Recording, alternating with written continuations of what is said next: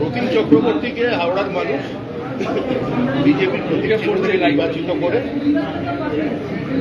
দিল্লি পাঠাবেন। এই নির্বাচনে তৃণমূল কংগ্রেসের জন্য একটা অপ্রত্যাশিত ফলাফল অপেক্ষা করছে। তৃণমূল কংগ্রেস এই নির্বাচনে ডাবল ডিজিট পার করতে পারবেন। হাওড়ায় যে তৃণমূল কংগ্রেস প্রতিদ্বন্দ্বিতা করবে তারা গত 10 বছর ধরে হাওড়া কর্পোরেশনের নির্বাচন করতে পারে। 2013-এ সম্ভবত শেষ নির্বাচন হয়েছে। আজ পর্যন্ত ডিউ হয়ে আছে 6 বছরের নির্বাচন। যারা মানুষকে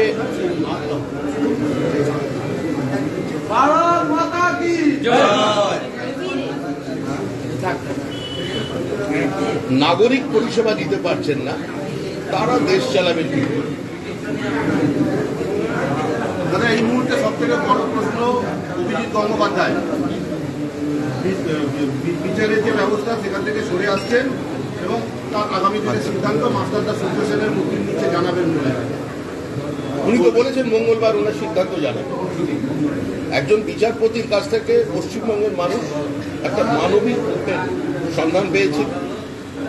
লৌহ কঠিন বিচার ব্যবস্থার ফেরাটোপে থেকেও তিনি মানুষের জীবনের উত্থান পতনকে দেহ মন দিয়ে স্পর্শ করতে পেরেছিলেন। নিঃসন্দেহে বিচার ব্যবস্থা থেকে তার সরে দাঁড়ানোটা তার ব্যক্তিগত সিদ্ধান্ত। আমি তো মনোবিজ্ঞানী নই, এখন তার মনে কোন রসায়ন কাজ করছে সেটা একমাত্র তিনিই বলতে পারেন, কিন্তু তিনি জানিয়েছেন। উনি খুব আক্ষেপের সুরে বলেছেন, আমাকে এই সিদ্ধান্ত নিতে শাসক দল বাধ্য করেছে। এটা উনি স্পষ্ট করবেন। পশ্চিমবঙ্গে যে শাসক দল ক্ষমতায় আছে তারা কোনো সাংবিধানিক ব্যবস্থার উপরে আস্থা রাখেন। তারা সাংবিধানিক সংস্থাকে, সাংবিধানিক প্রধানকে আক্রমণ করে, বিচারপতিদের বিচারক কক্ষে ঢুকে তারা ম্যানহ্যান্ডেল করে, বিচারপতির বাড়িতে গিয়ে পোস্টার লাগিয়ে দেয়। Lower judiciary is already under threat. যে কোনো বিচার কক্ষের মধ্যে তৃণমূলের, কংগ্রেসের কোনো দুষ্কৃতি ধরা পড়লে সেখানে 100 জন লোক ঢুকে পড়ে।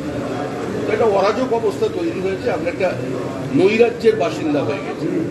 সেখানে দাঁড়িয়ে কোনোটাই বিচ্ছিন্ন ঘটনা নয়, কারণ তৃণমূলের আচরণ, তৃণমূলের চলার পথ, তৃণমূলের কর্মসংস্কৃতি সবই একই, সেটা হচ্ছে দখলদারি।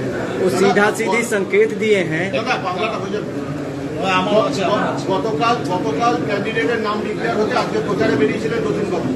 মন্ত্রী অরূপ রায় তিনি কটাক্ষ করে বলেছেন যে প্রার্থী দিয়েছে তাতে তৃণমূল অনেকটাই জেতার ব্যাপারে আরো এগিয়ে গেল। মন্ত্রী অরূপ রায় কটাক্ষ করে বলেছেন যে প্রার্থী বিজেপি দিয়েছে তাতে হাওড়াতে তৃণমূলের জেতার সম্ভাবনা আরো একদম এগিয়ে যাবে। অন্তর্জলি যাত্রা, সামনে গঙ্গা আছে দেখবেন, একদম আমাদের গঙ্গার ঘাটি, বাধাঘাটি বিসর্জন তৃণমূলের। অভিজিৎ গাঙ্গুলি প্রসঙ্গে কুণাল ঘোষ বলেছেন যে তিনি যদি কোনো দলে যোগ দেন, ইঙ্গিতটা দিয়েছেন বিজেপির দিকে, যদি যোগ দেন সেক্ষেত্রে যে ইস্যুতে তিনি যোগ দিচ্ছেন অর্থাৎ সেখানে পরিচ্ছন্ন জায়গাটা ভেবেচিন্তে যাচ্ছেন, তো এই প্রসঙ্গটা তুলেছেন কুণাল ঘোষ। দেখুন, অভিজিৎ গঙ্গোপাধ্যায় কবে যোগ দেবেন, কোথায় যোগ দেবেন, কোন রাজনৈতিক দলকে তিনি বেছে নেবেন সেটা সম্পূর্ণ তার নিজস্ব বিষয়, এবং এই বিষয়ে তিনি আগামী মঙ্গলবার বলেছেন সূর্য সেনের স্ট্যাচুর তলায় দাঁড়িয়ে তিনি তার বক্তব্য জানাবেন। আমরাও সেটাই বলছি, অপেক্ষা করুন। একজন সচেতন মানুষ, এই মুহূর্তে অনেক প্রতারিত মানুষের অন্তরের অন্তঃস্থলে যিনি বিরাজ করছেন, অনেকের হৃদস্পন্দন মধ্যে যিনি আছেন, এই অপেক্ষাটুকু থাক মানুষের কাছে, ঠিক সময় সব করতে হাওড়ার সাংসদ প্রসূন বন্দ্যোপাধ্যায় তিনি রতিন চক্রবর্তীকে কাণ্ডজ্ঞানহীন ব্যক্তি বলেছেন। আজকে হাওড়ার সাংসদ প্রসূন বন্দ্যোপাধ্যায় রতিন চক্রবর্তীকে কাণ্ডজ্ঞানহীন ব্যক্তি বলেছেন। হতাশার আতঙ্ক থেকে এ ধরনের বক্তব্য রাখছে। তৃণমূল হারার আগেই হেরে গেছে। এ ধরনের ব্যক্তিগত স্তরে আক্রমণ, একজন প্রার্থী আরেকজন প্রার্থীকে যে এই কদর্য আক্রমণ করে, এটাই সম্পূর্ণ তৃণমূলের সংস্কৃতি, তৃণমূলের রুচি। বাগনানে একটা আলোয় কাজে এসেছিলেন অধীর চৌধুরী বেশ কিছু প্রশ্ন তুলেছেন, যেটা নির্বাচনের হাতিয়ার হিসেবে তারা মনে করছে। 2 কোটি বেকারের চাকরি কোথায় হলো, আজকে দিন কি এলো প্রশ্ন তুলেছেন, অডিয়েন্সকে জিজ্ঞাসা করছে। নোটবন্দি করে কালো টাকা ধরা পড়বে বলা হয়েছিল, মানুষের কল্যাণে বিনিয়োগ হবে 6 থেকে 7 লক্ষ কোটি টাকা, কোথায় সেগুলো? 15 লক্ষ টাকা প্রত্যেকের অ্যাকাউন্টে যাবে, এইসব প্রশ্ন তুলেছেন এবং বরঞ্চ বলেছেন যে নির্বাচনী ধাপ্পার হাতিয়ার ছিল এটা বলে। দেখুন, অধীর রঞ্জন চৌধুরী এই মুহূর্তে আর পশ্চিমবঙ্গবাসীর মনোরঞ্জন করতে পারছেন না। এই প্রশ্নগুলো নিয়েই তারা বিগত বিধানসভা নির্বাচনে এবং 2019-এর লোকসভা নির্বাচনে প্রতিদ্বন্দ্বিতা করেছেন। মানুষ তাদের শূন্য করে দিয়েছে। এই মুহূর্তে পশ্চিমবঙ্গের মানুষ পশ্চিমবঙ্গে একটা বাইনারি সেট করে দিয়েছেন 2021-এ, এবং ধূপগুড়ি উপনির্বাচনেও সেই মেরুকরণটাকে মানুষ ঠিক রেখেছে যে তৃণমূলকে হারাতে পারে বিজেপি। মানুষ তৃণমূল থেকে পরিত্রাণ চায়, সুতরাং যারা তৃণমূলকে হারাতে চায় তারা বিজেপির দিকে আসবে। ভোট কোনো বাচ্চা ছেলের চকলেট নয়, সকলের মধ্যে একটু একটু করে বিতরণ করে দিতে হবে। এবারে পশ্চিমবঙ্গের মানুষ সংঘবদ্ধভাবে ভোট দেবেন এবং তৃণমূলকে হারাতে ভোট দেবেন। কেন্দ্রে নরেন্দ্র মোদীর নেতৃত্বে আধুনিক ভারত গড়ার লক্ষ্যে, সমৃদ্ধশালী ভারত গড়ার লক্ষ্যে, বিকশিত ভারতের দিকে তাকিয়ে তারা নির্বাচনে ভোট দেবেন। এই মুহূর্তে সমস্ত প্রার্থী, এই যে চারিদিকে বিবৃতি পাল্টা বিবৃতি চলেছে, এরা এ রাজ্যে কেউ প্রাসঙ্গিক নয়। প্রাসঙ্গিক একজনই, তিনি নরেন্দ্র মোদী ব্যক্তি হিসাবে। প্রাসঙ্গিক স্থায়ী সরকার, প্রাসঙ্গিক নির্ণায়ক সরকার, প্রাসঙ্গিক স্থিতিশীল অর্থনীতি এবং প্রাসঙ্গিক হচ্ছে আধুনিক ভারত। বর্তমান তরুণ প্রজন্ম নরেন্দ্র মোদীর চোখ দিয়ে সেটাই দেখছে। প্রাপ্ত বসু ইতিমধ্যেই অভিজিৎ গঙ্গোপাধ্যায়কে আমন্ত্রণ জানিয়েছে তৃণমূলে আসতে। প্রাপ্ত বসু ইতিমধ্যেই অভিজিৎ গঙ্গোপাধ্যায়কে আমন্ত্রণ জানিয়েছে তৃণমূলে যোগ দেওয়ার জন্য। কি বলবেন? দেখুন, এরকম কি হতে পারে? অভিজিৎ গঙ্গোপাধ্যায়ের মতো একজন বিদগ্ধ মানুষকে কেউ হাত ধরে নিয়ে, আমার হাত ধরে তুমি নিয়ে চলো সখা, আমি তো এর মতো চিনি না বলে গান গাইতে বেরিয়ে পড়বেন? মানুষ তৃণমূলকে চেনে। পশ্চিমবঙ্গের মানুষ, হাওড়ার মানুষ একটা বাধ্যতার সংস্কৃতি থেকে মুক্তি পেতে তৃণমূল কংগ্রেসকে নিয়ে এসেছে।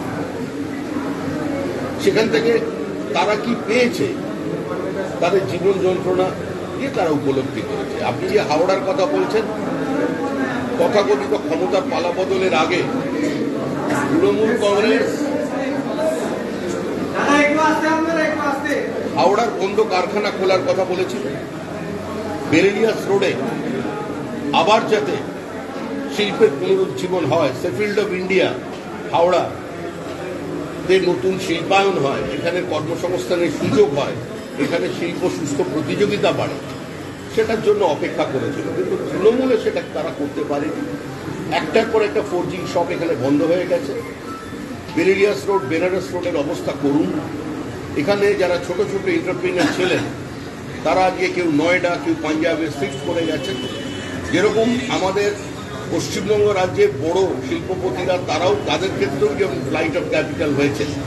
ছোট পুঁজির ব্যবসা যারা 15 জন 20 জনকে নিয়ে আমাদের এখানে হাওড়ায় কাজকর্ম চালাতেন যে ইন্ডাস্ট্রিতে, সেই ক্যাপিটালটা টুকু পর্যন্ত আজকে আমাদের এখান থেকে চলে যাচ্ছে। সার্বিকভাবে এটা একটা চ্যালেঞ্জ এবং আমরা বিজেপি হিসেবে মনে করি যে এই মুহূর্তে এই রাজ্যে বড় বিনিয়োগের প্রয়োজন আছে। অ্যান্সিলারিজকে বাঁচাতে গেলে, এমএসএমইকে রাখতে গেলে শুধুমাত্র কিছু সংখ্যার জাগলারি দিয়ে নয়, একটা শিল্পের উপযুক্ত পরিবেশ এখানে তৈরি করতে হবে এবং সে তার লক্ষ্যে বিজেপি বদ্ধপরিকর। বিজেপি শাসিত রাজ্যে সে যে গুজরাটকে কেন্দ্র করে এত আক্রমণ, সেই গুজরাটের শিল্পায়ন, সাম্প্রতিককালে উত্তরাখণ্ড এবং উত্তরপ্রদেশে পশ্চিমবঙ্গের শিল্পপতিরা সেখানে চলে যাচ্ছেন। পার্শ্ববর্তী রাজ্য উড়িষ্যা, সেখানে বিনিয়োগ হচ্ছে। এই পরিবেশ যাতে একটা সময় 24% জিডিপিতে দেওয়া যে রাজ্য ছিল সেই পশ্চিমবঙ্গে ফিরে আসে এবং ফিরে এলে স্বাভাবিকভাবে হাওড়াতেও সেটা আসতে হবে, সেই লক্ষ্যে আমাদের সরকার বদ্ধপরিকর। দাদা, আমার শেষ প্রশ্ন, কুণাল ঘোষ সম্প্রতি বেসুরো এবং কুণাল ঘোষ আজকে যেটা জানিয়েছেন, তাকে যদি দল শোকজের নোটিশ পাঠায় তিনি প্রেমপত্র হিসাবে গ্রহণ করবেন। কুণাল ঘোষ বলেছেন স্পষ্টত যে আজকে যদি দল তাকে শোকজের নোটিশ পাঠায় তিনি প্রেমপত্র হিসাবে গ্রহণ করবেন। দেখুন, গানেরও তো নির্দিষ্ট ঘরানা থাকে, লখনৌ ঘরানা, বেনারসি ঘরানা, এরকম ঘরানা থাকে। আর তৃণমূলের একটা নির্দিষ্ট ঘরানা, তাই তৃণমূলের প্রেম কিংবা বিচ্ছেদ, অনুরাগ কিংবা দেশ, সাফল্য কিংবা ব্যর্থতা, ঘৃণা কিংবা উচ্ছ্বাস, এগুলো নিয়ে মানুষের কাছে আর কোনো উৎসাহ বাকি নেই। সুতরাং এ নিয়ে আর বিজেপিরও কোনো মন্তব্য করতে পারে না। শেষ দুটো প্রশ্ন প্রসঙ্গ একসঙ্গে করে দিচ্ছি। হ্যাঁ। এমএসএমই, ক্ষুদ্র এবং মাঝারি শিল্প হাওড়া, আর এই অর্থনীতি প্রসঙ্গে অধীর চৌধুরী আবার এটাই বলেছেন যে 15 লক্ষ মানুষের রুটি রুটি চলে গেছে নোটবন্দির কারণে, আর এমএসএমই হাওড়ায় বন্ধ হয়ে গেছে, মুখ টুকরে পড়েছে, ছোট বড় ব্যবসা বন্ধ হয়েছে নোটবন্দির কারণে। অধীর চৌধুরীর মনে রাখা উচিত, উনি দীর্ঘদিনের একজন প্রবীণ সাংসদ। ওনার মনে রাখা উচিত এই নির্বাচনটা লোকসভা নির্বাচন, কোনো কর্পোরেশন কিংবা বিধানসভা নির্বাচন হচ্ছে না। সার্বিকভাবে তৃণমূল কংগ্রেসের প্রতি, মমতা বন্দ্যোপাধ্যায়ের প্রতি এই রাজ্যের প্রাতিষ্ঠানিক দুর্নীতি এবং লুটের ক্ষেত্রে কংগ্রেসের অবস্থান কি দিল্লিতে তিনি তা স্পষ্ট করেন। এই যে তাদের একটা গাছের আড়ালে প্রেম প্রেম খেলা, এটা বাংলার মানুষ দীর্ঘদিন ধরে দেখেছে। আমরা যারা হাওড়ায় রাজনীতি করেছি, হাওড়ায় দেখেছি কাছ থেকে, আমরা ছোটবেলা থেকেই দেখে আসছি যে নিয়ম করে এখানকার বামপন্থীরা কতগুলো শহীদ বেদি গোটা শহর জুড়ে, সেখানে গিয়ে বছরে একদিন রেড স্যালুট দেয়। আবার একই সঙ্গে কংগ্রেসের নেতা তারা গিয়ে বলেন 10,000 আমাদের কর্মী খুন হয়ে গেছে, 50,000 কর্মী খুন হয়ে গেছে। তারপরও কংগ্রেস সিপিআইএম জোটবদ্ধ হয়ে তারা নিজেরাই নিজেদের শেষ করে ফেলেছে। আর এই মুহূর্তে কংগ্রেস রাজ্যে শূন্য, বামপন্থীরা তারাও শূন্য। শূন্যের সঙ্গে শূন্যের যোগফলও শূন্য, শূন্যকে দিয়ে শূন্যকে গুণ করলেও শূন্য হয়। সুতরাং অধীর চৌধুরী আগে তার অবস্থান স্পষ্ট করুন, তৃণমূলের কাছ থেকে সিট পাচ্ছেন কি, দিদি কি দিচ্ছে, আগে সেটা উনি নিচ্ছেন কিনা, আগে ওটা মানুষকে বলুন। মানুষকে বলুন এই মুহূর্তে দিল্লিতে কংগ্রেস কি করবে তৃণমূলকে। রিলেটেড শেষ কোশ্চেন, অর্থনীতি প্রশ্নে তিনি বলেছেন দারিদ্র্যের তালিকায় 125টা দেশের মধ্যে ভারতবর্ষ 111 নম্বর স্থানে রয়েছে, বাংলাদেশ, নেপাল, শ্রীলঙ্কা এগিয়ে আছে মাথা পিছু আয়ের ক্ষেত্রে, রোজগারের ক্ষেত্রে। দেশে আগে কাদের সরকার ছিল? এবং তিনি বলেছেন বিপরীত অর্থনৈতিক পরিস্থিতিতে, কোভিড উত্তর কালে, যুদ্ধ বিধ্বস্ত অবস্থার মধ্যে দিয়েও ভারতবর্ষ তার জিডিপিকে 7-এর কাছাকাছি ধরে রাখতে পেরেছে। সারা পৃথিবীর কাছে এটা একটা বিস্ময়, চ্যালেঞ্জ। পৃথিবীর সমস্ত অর্থনৈতিক সংস্থা বলছে যে সারা পৃথিবী জুড়ে যখন একটা মন্দার আশঙ্কা আছে, একমাত্র আশার আলো হচ্ছে ভারতবর্ষ। আজকে এই জায়গায় জিডিপিকে ধরে রাখা, দেশের অর্থনীতিকে 5 নম্বর স্থানে তুলে নিয়ে যাওয়া, নিঃসন্দেহে এটা দেশবাসী দেখেছে। অধীর চৌধুরীর যে দল, তারা 12 নম্বর থেকে 10 বছরের প্রচেষ্টায় 11 নম্বর জায়গায় নিয়ে এসেছিলেন ভারতীয় অর্থনীতিকে। তার জন্য তারা উচ্ছ্বাস করেছিলেন। গত বিধানসভার যে 3টে নির্বাচন হয়, সেই নির্বাচনের প্রদেশ কংগ্রেস অফিসে যারা নেতারা আছেন, তারা আপনাদের সাংবাদিকদের, আপনাদের মনে হয় ডাক পড়েনি, কলকাতার সাংবাদিকদের নিমন্ত্রণ করেছিলেন, লাঞ্চের আহ্বান জানিয়েছিলেন, এবং সেখানে ব্যান্ড পার্টিও চলে এসেছিল। তারপরে যখন ব্যান্ড বাজাতে বাজাতে পৌঁছল, তখন দেখা গেল দরজায় তালা, লাঞ্চও বন্ধ, ব্যান্ড পার্টিও বন্ধ। তো সেই জায়গায় কংগ্রেস দল চলে গেছে, এটা নিয়ে আর জিডিপির উপরে শেষ কোশ্চেন, জিডিপি হিসাবে দেখা যাচ্ছে 5ম স্থানে ভারতবর্ষকে এই সময় উঠিয়ে নিয়ে চলে যাওয়া আছে।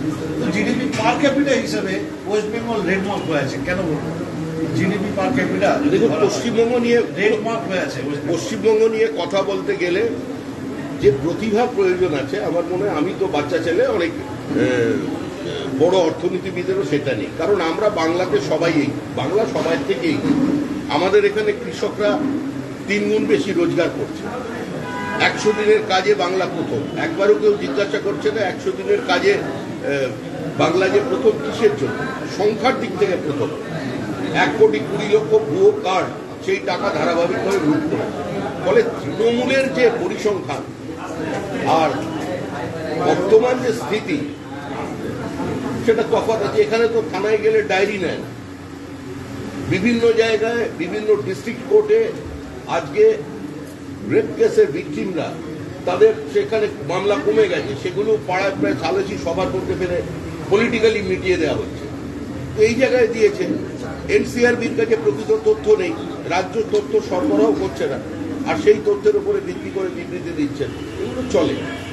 দাদা একটা প্রশ্ন। মোহন সিং আসানসোল থেকে সরে দাঁড়ালেন কেন, কি বলবেন? আপনাদের দলের কি গোষ্ঠীদ্বন্দ্ব চলছে? মানে বহিরাগতকে এই নিয়ে কি বিভাগে ভাগ বিজেপি? আমার সঙ্গে কথা বলে মোহন সিং পার্টিকে ধন্যবাদ জানিয়েছে, কৃতজ্ঞতা জানিয়েছে তাকে প্রার্থী করার জন্য, এবং তিনি তার ব্যক্তিগত কারণে বলেছেন আমি আসানসোল থেকে নির্বাচনে লড়তে পারবো না। পার্টির সিদ্ধান্তই চূড়ান্ত সিদ্ধান্ত। বিজেপিতে এইসব গোষ্ঠীদ্বন্দ্ব গল্প হয়, মাঝে মধ্যে দু একটা বিচ্ছিন্ন ঘটনা ঘটে, সেটা অনভিপ্রেত, আমাদের মতো দলে সেটা কাঙ্ক্ষিত নয়। কিন্তু এ বিষয়ে যা বলার আমাদের কেন্দ্রীয় নেতৃত্ব বলবেন, সংসদীয় বোর্ড যারা প্রার্থী বিধানসভায় এবং লোকসভায় করেন তারা এটা ঠিক করবে। দাদা একটা ছোট প্রশ্ন। বলছে ভাই চলো না। দাদা মেদিনীপুরে অভিজিৎ গাঙ্গুলি মেদিনীপুরে কোন একটা সিট থেকে দাঁড়াবে বিজেপির হয়ে, কি বলবেন? শোনা যাচ্ছে। আচ্ছা দাদা একটা ছোট প্রশ্ন হচ্ছে যে লোকসভার প্রাককালে তৃণমূল 10ই মার্চ জনগর্জন ডাক দিয়েছে, কি বলবেন? গর্জন হবে কিন্তু বর্ষণ হবে না, মানুষের প্রাণে জল দিতে পারবে না, গল্প শেষ। दादा, जस्टिस गांगुली ने कहा है कि जो कोर्ट चलते समय कुछ उनके शासक दल के वकील हमको बोले कि मठ में आके आप अपना कर्तव्य दिखाइए, मठ में आके आप अपने आप को प्रूव करिए। राजनीतिक मठ स्टेटमेंट तो हमने सुना नहीं। आज जो दिए अभिजीत गंगोपाध्याय ने सबका सामने उसका बयान यही था जो मंगलवार को मास्टर का सूर्यो सेन की स्टैचू का नीचे आकर के उन्होंने सारी प्रश्न का उत्तर दे दिया। इससे ज्यादा जानकारी मेरा पास नहीं है, ना हमारा पार्टी का पास है। नहीं, वो बोले हैं कि हम टीएमसी के जो चैलेंज को हम एक्सेप्ट करते हैं, तो क्या आप उसको राजनीतिक नहीं, ऐसे बोला नहीं, ऐसा कोई स्टेटमेंट हमने सुना नहीं। आपका पास हो सकता है, मेरा पास ऐसा कोई जानकारी नहीं।